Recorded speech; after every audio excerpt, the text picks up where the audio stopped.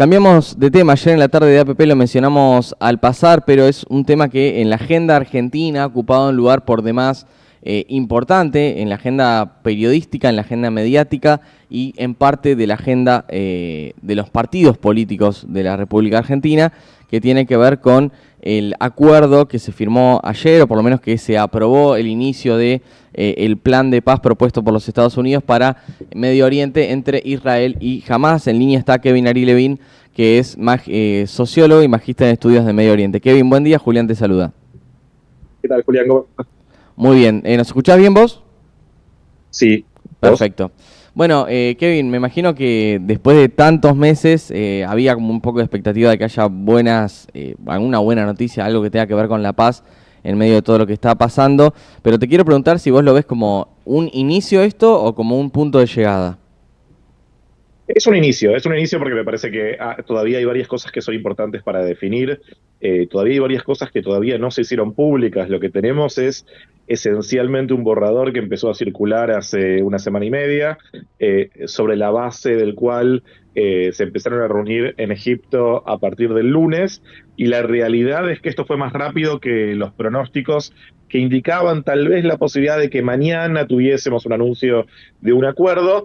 De todas formas, esto fue una especie de acuerdo inicial, ya de alguna forma irreversible, más allá de que burocráticamente, oficialmente hay que hacer algunos pasos. Por ejemplo, hoy se reúne el gabinete israelí y el gabinete de seguridad, que son pasos necesarios, pero hay algunas cosas que son relevantes que todavía no sabemos. Por ejemplo, la lista de prisioneros palestinos a ser liberados, exactamente la lista de secuestrados vivos que van a tener que ser liberados. El plazo se habla del lunes. De todas formas, esto es un acuerdo a largo plazo, que puede ocupar varias semanas o meses, y que incluso contempla un horizonte más a largo plazo, que en caso de que se cumpla, hablaría de una solución más del estilo permanente. Pero por ahora lo que existe firmado es un cese al fuego.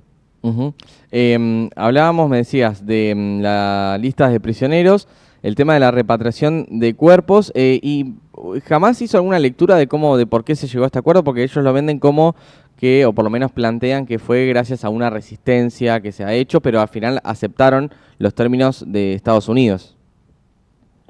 Sí, es interesante. Esto está terminando tal vez de la única forma en la cual esto tenía que terminar, si es que efectivamente esto termina, que es ambas partes declarándose victoriosas. Claro. Jamás declaró esto una victoria de la resistencia. Seguramente a medida que tengamos la confirmación de algunos prisioneros de alto perfil, ellos también van a hacer énfasis en eso, Uh-huh. como algo que ellos consiguieron a partir de la resistencia de los últimos 2 años. La realidad es que tenemos un acceso bastante limitado a encuestas de opinión pública, Uh-huh. pero está claro que la mayoría de la población gazetí hace tiempo quería que esto terminara, y que no necesariamente lo ven en los términos heroicos de Hamás. Y hay que aclarar también, esto no es los términos en los cuales el gobierno israelí quería que terminara la guerra. Esto implicó una fuerte presión de parte de Estados Unidos, y así todo Netanyahu fue a las redes sociales ayer para decir que esto se había logrado gracias a las decisiones del gobierno, gracias a que se avanzó con la presión militar y que Israel había cumplido de alguna forma sus objetivos. Uh-huh.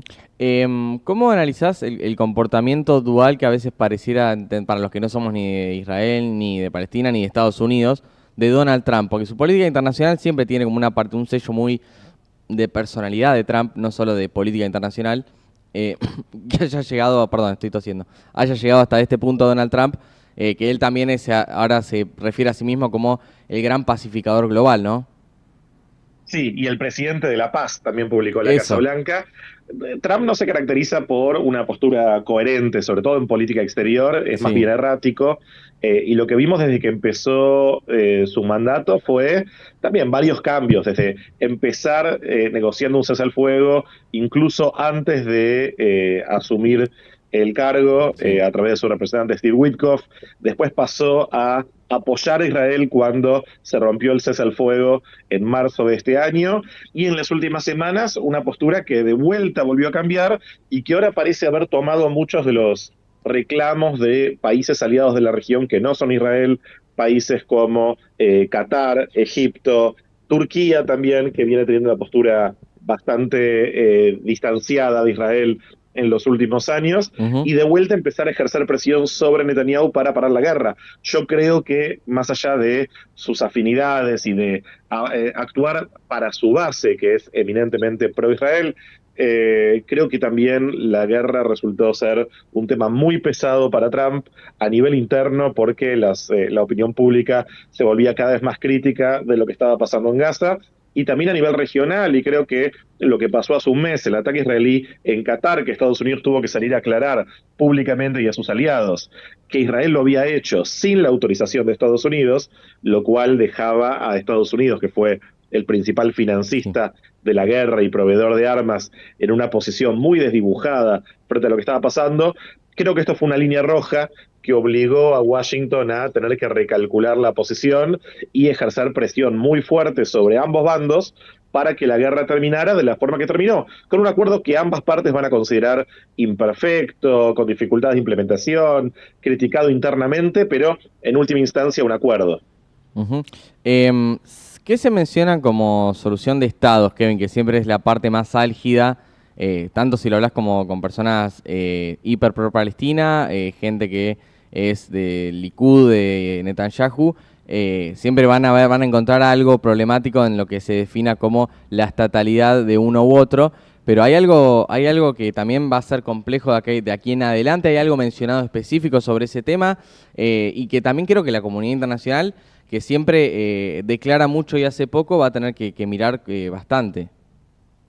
Sí, el acuerdo, esta es la parte tal vez más ambigua o menos Sí, específica del acuerdo, dice que una vez que se cumplan los distintos pasos, que son la liberación de los rehenes, la retirada israelí, la creación de un gobierno transicional en Gaza, esas la cosas, eso reforma digo, de la autoridad palestina, esto de gobierno, entonces en sí. ese momento va a haber discusiones, puede haber discusiones, dice, de Ujú, hecho es hasta menos específico que eso, hacia la creación de un Estado palestino que reconocemos como la aspiración del pueblo palestino. Esto es más bien simbólico, pero me ujú, parece que es un tema no menor. Primero porque el gobierno de Trump se había distanciado de esta postura de que el conflicto va a resolverse a través de dos estados, que es la ujú. postura histórica de la comunidad internacional desde por lo menos 1967. Fue durante mucho tiempo la postura argentina y que ahora abandonamos también de alguna forma. Pero el actual gobierno israelí también en su constitución, en el acta de formación de la coalición, también plantea su oposición a la creación de un Estado palestino. Entonces, esto puede implicar cierto retorno al sendero diplomático que se abandonó. Dudo muchísimo que eso se produzca bajo el actual liderazgo, pero hay que tener en cuenta que el acuerdo contempla que jamás no va a tener ningún futuro sobre, no, ningún poder sobre el futuro de Gaza, que la autoridad palestina, que actualmente gobierna parte de Cisjordania, va a tener que hacer reformas para después tomar el control de la franja de Gaza de forma temporal, y que los israelíes en cosa de un año van a tener que tener elecciones. Y ojalá, si pienso mi lado más optimista, esto va a implicar el detonante de un proceso diplomático que pueda salir de esta característica cíclica del conflicto, donde cada 2, 3 años hay un episodio de violencia, generalmente no tan gigante como el que vivimos los últimos 2 años, pero episodio de violencia, en fin, que afecta sobre todo a civiles, y que ojalá que esto empalme un proceso diplomático más a largo plazo. Eso va a implicar, y el acuerdo lo reconoce, un proceso de desradicalización de ambas Ujú. partes, y ojalá sacar a los radicales del poder que hoy en día tienen una influencia desproporcionada del lado palestino y también dentro del gobierno israelí. Ujú. Kevin, no te quiero sacar más tiempo, queremos que arranques bien la mañana, porque seguramente en Capital también te deben estar llamando bastante. El plazo para conocer los primeros nombres de los secuestrados, del intercambio de prisioneros, de los rehenes, de quienes están vivos, de quienes lamentablemente murieron. ¿El plazo tiene un número exacto? ¿72 horas? ¿Una semana? ¿Eso en el acuerdo está? Sí, el acuerdo habla de 72 horas a partir del momento de entrada en vigencia del acuerdo. Ok. ¿Cuándo es ese momento? No queda muy claro, pero al mismo tiempo se está informando que la liberación de los rehenes vivos se debería producir a más tardar el lunes, con la posibilidad de que algunos lleguen antes, tal vez sábado o domingo. Los secuestrados que fallecieron, que son más o menos 28, se dice, deberían ser entregados gradualmente a medida que vayan siendo ubicados. Jamás avisó que hay unos 9 cuerpos de los cuales no sabe la ubicación. Esto se sabía que era un riesgo hace mucho tiempo y ahora de alguna Claro. forma está siendo confirmado y se está armando un equipo también especializado en la búsqueda de esos cuerpos para que puedan ser ubicados, llevados a Israel y enterrados. La lista de prisioneros palestinos debería publicarse a más tardar mañana. Ujú. Hay un mecanismo de veto que estaba exigiendo Israel para poder identificar quiénes no entran, para poder dejar afuera a quienes Israel considera que son más peligrosos. Son alrededor de 2.000 prisioneros palestinos, de los cuales 250 tienen cadena perpetua. Ninguno de ellos de acuerdo a lo que dice el acuerdo, ninguno de ellos es parte de lo que fue la masacre del 7 de octubre. En la mayoría son arrestos posteriores y condenas anteriores. Y todo se debería dar en los próximos días, también sujeto a confirmación médica mañana. Se tiene que terminar de confirmar el viaje de Trump a Israel, donde se espera que hable en el Parlamento israelí el domingo o el lunes, una especie de foto de victoria que todo el mundo considera que se merece. Así que las cosas se van a mover muy rápido y entre hoy y mañana vamos a tener mucha más información sobre qué fue lo que se firmó ayer a la noche en Egipto. Kevin, muchas gracias por tomarte un ratito para hablar con nosotros. Gracias a vos, Julián, un abrazo. Un abrazo. Hablamos con Kevin Ari Levin, sociólogo, magíster en estudios de Medio Oriente. Ayer finalmente un tema que, bueno, acá lo han hablado candidatos incluso hasta locales de este tema, de lo que tiene que ver con el asesinato de miles de personas en Gaza, de la masacre y el horror de Hamas en los kibbutz de Israel, donde mataron niños, abusaron de mujeres, mataron a gente mayor de edad. Bueno, ya se sabe todo lo que pasó y que generó una guerra verdaderamente sangrienta y casi sin precedentes en Medio Oriente.